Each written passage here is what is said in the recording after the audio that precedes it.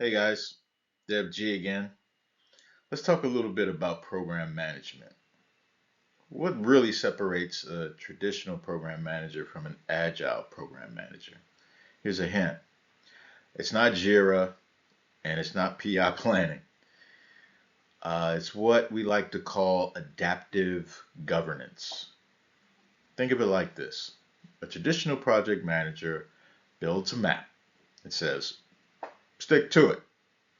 An agile project manager uses a GPS that reroutes as things change.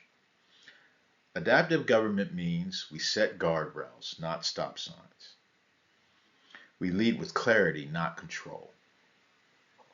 Teams make decisions where information lives, or better yet, when the insights flow.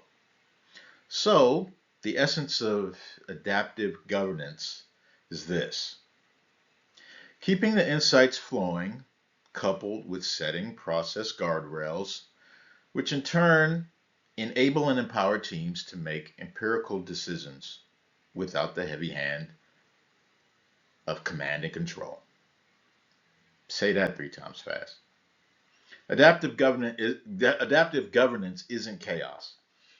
It's confidence in your system. If your governance can't adapt, neither can your program.